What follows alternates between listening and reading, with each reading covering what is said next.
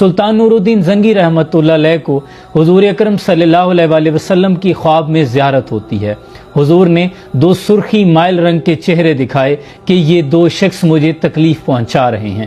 یہ تب کی بات ہے جب عیسائیوں نے عالم اسلام کے خلاف ایک بہت بڑی سازش ترتیب دی۔ سازش یہ تھی کہ کسی طریقے سے حضور اکرم صلی اللہ علیہ وسلم کے جسد اطہر کو، جس میں اطہر کو ان کے روضہ مبارک سے چرا لیا جائے، اور عیسائیوں نے اس کام کے لیے دو ایسے شخص کا انتخاب کیا جو کہ اسلام دشمن تھے۔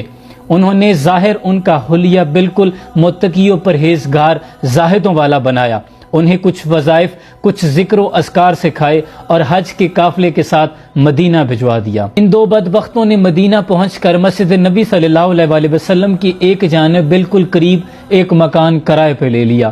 دن بھر عبادت میں مشغول رہتے، لوگوں میں تحائف تقسیم کرتے، خود کو یہ دکھاتے کہ وہ بڑے سخی، متقی و پرہیزگار اور عبادت گزار زاہد ہیں، لیکن رات کے وقت اپنی سازش پر کام کرتے۔ انہوں نے اپنے مکان کے اندر سے ایک سرنگ کھودنا شروع کی جو کہ روضہ رسول صلی اللہ علیہ وسلم کی طرف جاتی تھی، اور یہاں تک روایات میں آتا ہے کہ وہ یہاں تک پہنچ گئے تھے کہ حضرت عمر رضی اللہ تعالیٰ عنہ کے پاؤں کا انگوٹھا نظر آنے لگ گیا تھا۔ دوسری جانب سلطان نور الدین زنگی کو حضور نے خواب میں یہ دونوں چہرے دکھا دیے۔ اب سلطان نور الدین زنگی نے اپنے ساتھ کچھ افراد لیے اور کچھ تحفے تحائف اپنے ساتھ لیے اور دمشق سے مسجد نبی صلی اللہ علیہ وسلم کا رخت سفر باندھ لیا۔ سلطان نور الدین زنگی نے مدینہ شریف پہنچ کر سب سے پہلے روضہ رسول صلی اللہ علیہ وسلم پر حاضری پیش کی۔ عاجزانہ درود و سلام پیش کرنے کے بعد مسجد نبی صلی اللہ علیہ وسلم کے صحن میں کھڑے ہو کر یہ اعلان کروایا کہ ہر عام و خاص کو دعوت طعام دی جائے، اور یہ بھی بتایا جائے کہ سلطان نور الدین زنگی تمام لوگوں میں تحائف تقسیم کریں گے، اور ایک بڑی وسیع و عریض دعوت کا بندوبست کیا گیا۔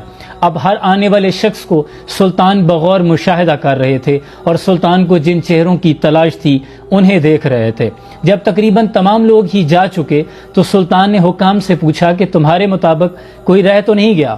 تو سلطان کو بتایا گیا کہ ہمارے اندازے کے مطابق تو کوئی نہیں رہ گیا، لیکن سلطان کو وہ دو چہرے ابھی تک نظر نہیں آئے تھے۔ سلطان نے دوبارہ پوچھا تو حکام نے بتایا کہ ہاں، دو لوگ ایسے ہیں جو کہ بڑے متقی و پرہیزگار ہیں۔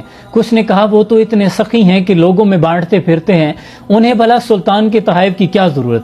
تو سلطان کے دماغ میں فوراً شک گزرا۔ سلطان نے فوراً حکم دیا کہ ان دو لوگوں کو میرے سامنے پیش کیا جائے۔ جیسے ہی انہیں سلطان کے سامنے پیش کیا گیا تو سلطان نے ایک جھلک میں پہچان لیا کہ یہ تو وہی دو بدبخت ہیں جن کو سلطان نے خواب میں دیکھا تھا۔ لیکن سلطان نے اپنے غیظ و غضب کو برداشت کیا اور صبر کے ساتھ کہا کہ میں تمہارے گھر کا معائنہ کرنا چاہتا ہوں جہاں تم رہتے ہو۔ اب ان کا طریقہ واردات کیا تھا کہ وہ دن بھر تو عبادت میں مشغول رہتے، رات میں جو سرنگ کھودتے اس کی مٹی کو چمڑے کی تھیلیوں میں بھر لیتے اور جا کر جنت البقیع میں تمام قبروں پر پھیلا دیتے تاکہ کانوں کان کسی کو بھی خبر نہ ہو۔ اب سلطان نور الدین زنگی نے جب حکم دیا کہ میں تمہارے گھر کا معائنہ کرنا چاہتا ہوں تو ان دونوں کے چہرے کا رنگ زرد ہو گیا۔ اب سلطان ان لوگوں کو ساتھ لے کر جب ان کے گھر میں پہنچا، ہر چیز کا بغور سلطان نے مشاہدہ کیا تو جائے نماز کے نیچے کوئی سرسراہٹ محسوس ہوئی۔